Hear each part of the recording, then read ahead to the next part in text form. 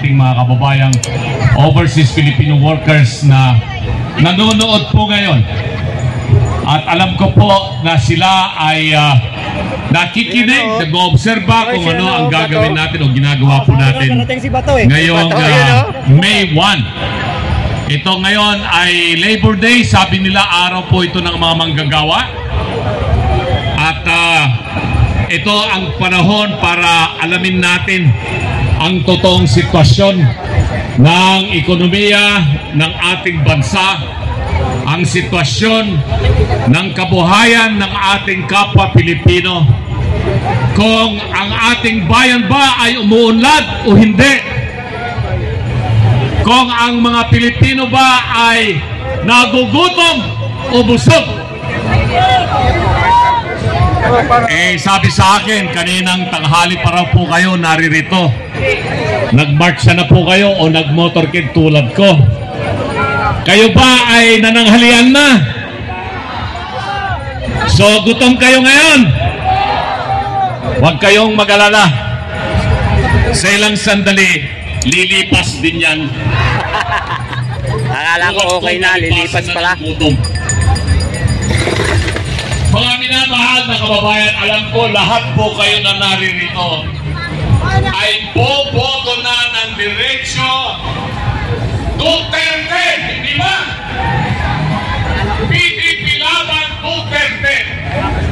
At lahat kayo na naririto si Bato. Guys, takbo tayo dito. Dito si Bato.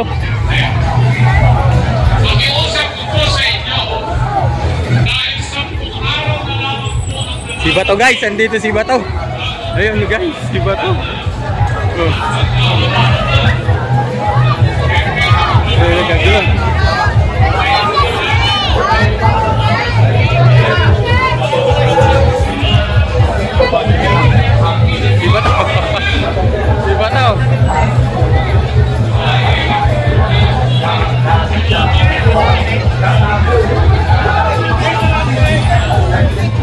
Si Bato guys, si Bato. Nandito si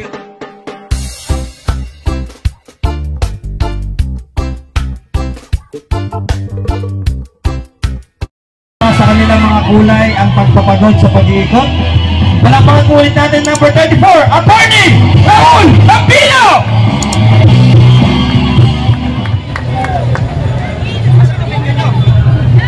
Masang po siya garam at si kayo namin. Naimbag nga malam kada kayami na po. Mayong hapon kaninong tanan. Maya pagkapanapon kay Kongan. Magandang hapon po sa ating lahat.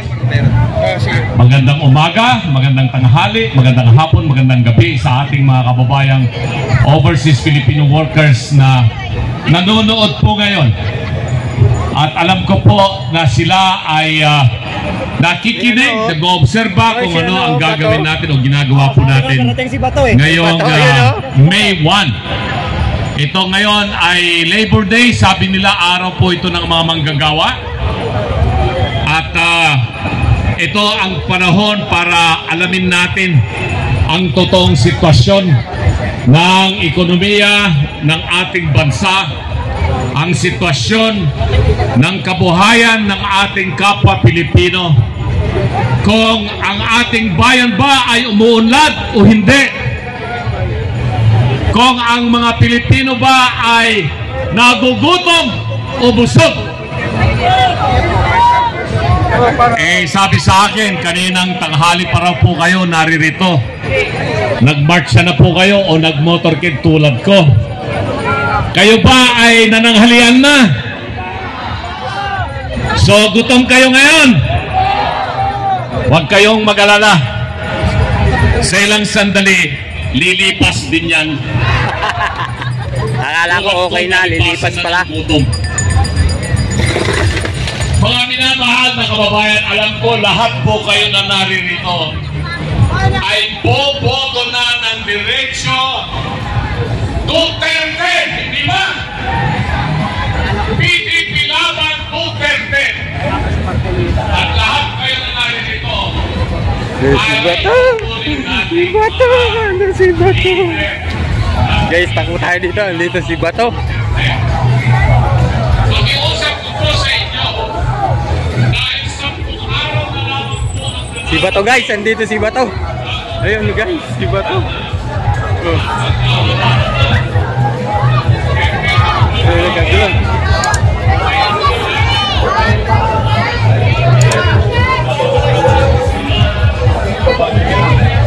Si Bato.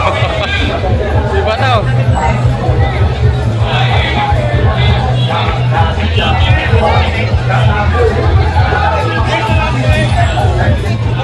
Si Bato guys, si Bato. Nandito si Inday Sara. Nandito si Inday Sara guys, sintabangan natin. Nagkagulo yung tao dito. Tama si Bato. Si Inday Sara.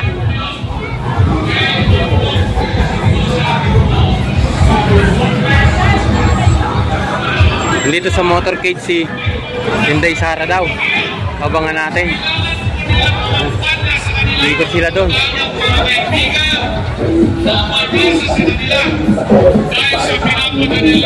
Abangan natin kung sino darating. Si Inday Sara nandito yata. Pwede ba yun? Mga maisog dito sa Manila, mga maisog dito sa Luzon. Hanggang doon sa... Wala. Balik tayo dito guys. 50 araw na po ang nakalilipas, kung baka nakalimutan na po ninyo, nang hinuli si Tatay Digong, hindi ba? 50 days ago, walang naniniwala. Pati ako, hindi ako naniniwala na ang isang Raul Lambino ay mananalong senador. Actually, nung ako po ay naimbita ni Tatay Digong through Executive Secretary Mijaldea, nakasama ako sa 6 na kandidatong senador ng PDP laban, sabi ko, wag na po ninyo akong isama. Dahil hindi naman po ako sikat, hindi ako artista, hindi ako entertainer, hindi rin po ako media, at hindi po ako kilala. Isa lamang po akong ordinaryong abogadong probinsyano na ang ginagawa ko ngayon ay nag-aalaga na lamang po ng baka at kalabaw at nagsasaka sa probinsya ng Pangasinan. For more than 30 years, I was a professor of law. I was a law practitioner. I have handled several cases in the Supreme Court or even in the Court of Appeals Sandigan Bayan. I was both a litigator and a commercial law practitioner.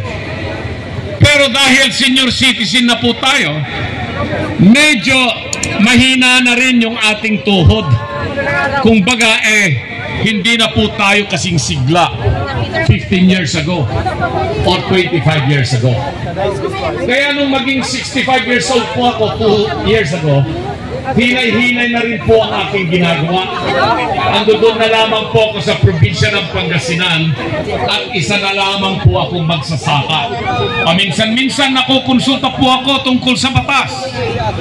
Pero hindi ko mahindian si Tatay Digong at saka si Executive Secretary Mijaldea nung sabihin nila sa akin na kahit hindi ka artista, hindi ka entertainer, hindi ka media,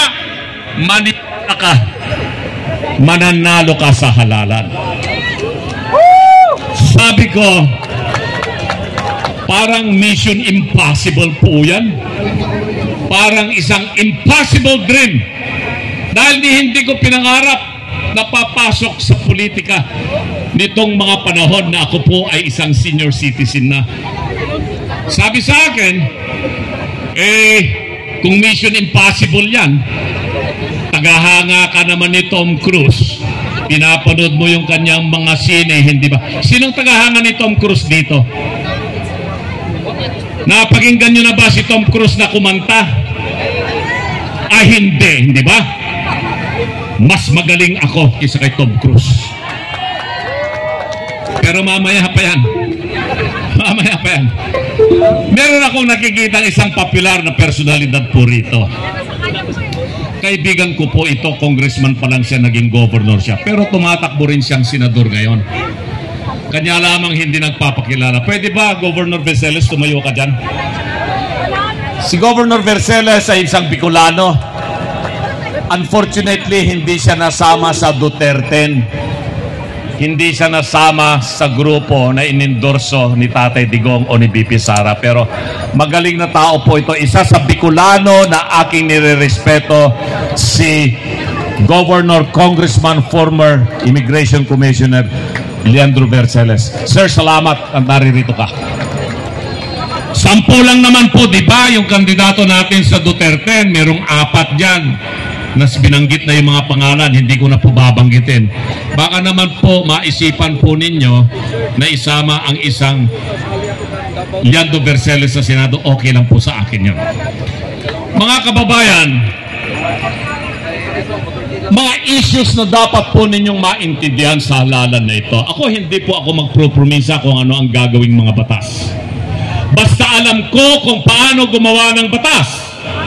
Naging legal technical assistant ako sa Kongreso ng Pilipinas na mahabang panahon. Naging chief of staff ako sa Senado. Naging consultant ako sa Commission on Appointment. So, pagbalangkas ng batas, pakikipagdebate, kung ano man po yan, alam ng isang attorney Lambino ang gagawing mga batas. Ang masasabi ko lamang ay dapat mas kalidad na batas ang mga dapat gawin. At yung mga nandyan ng mga batas na hindi na po tumutugon sa mga pangangailangan ng bayan at ng mamamayang Pilipino, dapat silang baguhin, ripasuhin at pagtibayin upang magiging angkop sa kasalukuyang sitwasyon. Tulad lamang po ng Foreign Investment Act. Ayan, nung ako po ay nasa Kongreso ng Pilipinas bilang isang legal assistant, kasama po ako doon sa mga staff na gumawa po ng Foreign Investment Act. Ganyan din ang Foreign Service Act. Ganyan din yung AFP Modernization Act, Business Conversion Development Authority, Solid Waste Management Act, at iba't iba pa. Pero yung mga batas na yan ay mga 20 taon na, 30 taon na, matatanda na yung mga batas na yan at hindi na angkop sa sitwasyon ngayon dahil nga po sa mabilis na teknolohiya at siyentipiko na nangyayari sa buong mundo. Ganyan din ang Local Government Code of 1991. Ang tagal-tagal na po yan. Bakit hanggang ngayon hindi pa rin natin mapaunlad ang agrikultura sa probinsya?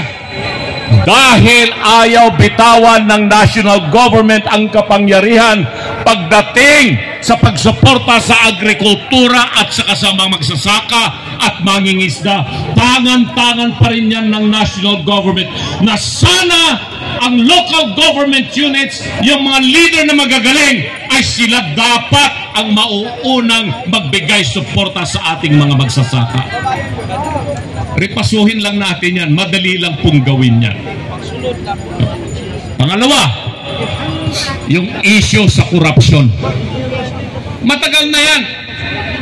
Panahon pa ng mga Kastila. Dumating mga Amerikano. Nangyari yung panahon ng Hapon. Naging sabi nila kasarin lang ng Pilipinas. Hindi po nawala ang korupsyon. Lalong lumala ang korupsyon sa administrasyong ito. Ngayon ko lang nakita yung walang tahasang pangungulimbat sa bayan. Tinatawag ko po yan institutional corruption na hindi nangyari sa mga nakarang administrasyon. Ano po ang dapat gawin? May mga nagmumungkahi, patawan na lang ng death penalty yung mga korap.